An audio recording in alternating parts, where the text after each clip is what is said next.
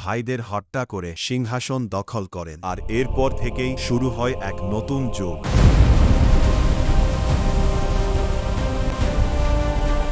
দেয়ালের রং আজ লাল। সেই রং কি শুধু ইটের, নাকি সেখানে মিশে আছে রক্ত, বিশ্বাসঘাতকতা আর সাম্রাজ্যের পতনের ইতিহাস?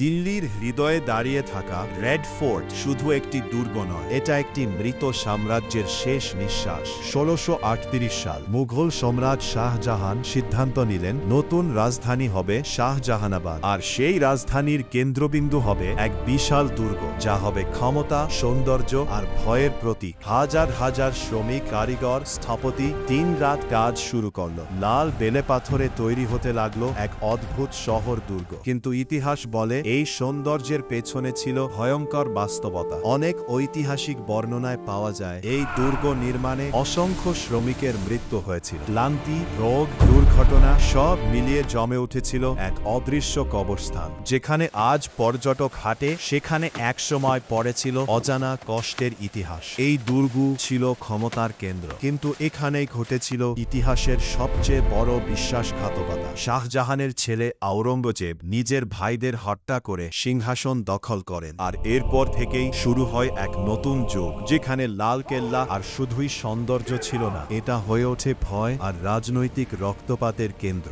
লোক বলে লাল কেল্লার কিছু অংশে আজও রাতে অদ্ভুত শব্দ শোনা যায়, সেনাদের হাঁটার শব্দ, লোহার দরজা বন্ধ হওয়ার শব্দ, আর দূরে কারো কান্না। অনেকে বলে এগুলো ইতিহাসের প্রতিধ্বনি। ১৮৫৭ সালের বিদ্রোহের সময় এই দুর্গ আবার ইতিহাসের কেন্দ্রবিন্দু হয়। মুঘল সাম্রাজ্য তখন প্রায় শেষ সম্রাট বাহাদুর শাহ জাফর এখান থেকেই নেতৃত্ব দেন বিদ্রোহের প্রতীকী অংশ। কিন্তু শেষ পর্যন্ত ব্রিটিশরা জয়ী হয়, আর রেড ফোর্ট হয়ে যায় সাম্রাজ্যের শেষ চিহ্ন। এপিসোড ১-এ আমরা দেখেছিলাম লাল কেল্লার জন্ম আর পতন। এবার আমরা ঢুকব সেই জায়গায় যেখানে ইতিহাস আর রহস্য এক হয়ে গেছে। রেড ফোর্টের নিচে কি সত্যিই আছে গোপন সুড়ঙ্গ? স্থানীয় গল্প অনুযায়ী লাল কেল্লার নিচে ছিল একাধিক সুড়ঙ্গ, যেগুলো ব্যবহার হতো যুদ্ধের সময় পালানোর জন্য, রাজ পরিবারের গোপন যাতায়াতের জন্য, গুপ্ত সম্পদ লুকানোর জন্য। কিন্তু আজ পর্যন্ত সব সুড়ঙ্গ সম্পূর্ণভাবে খোলা হয়নি। কেন? এই প্রশ্নই রহস্যকে আরো গভীর করে তোলে। এক সময় মুঘল সাম্রাজ্য ছিল পৃথিবীর সবচেয়ে ধনী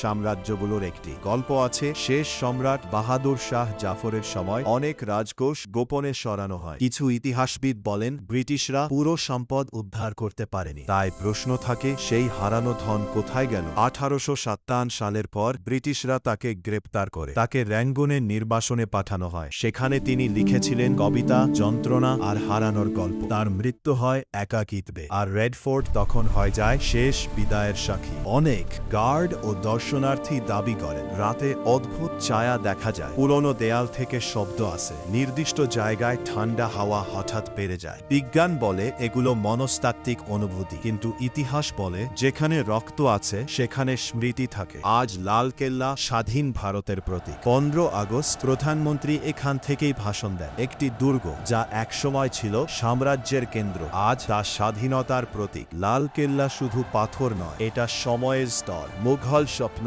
ব্রিটিশ দখল, স্বাধীনতার জন্ম সব একসাথে জমে আছে এই দেয়ালের ভিতরে। যে ইতিহাসকে আমরা দেখি তার থেকেও বেশি ইতিহাস লুকিয়ে থাকে, যা আমরা কখনো দেখতে পাই না।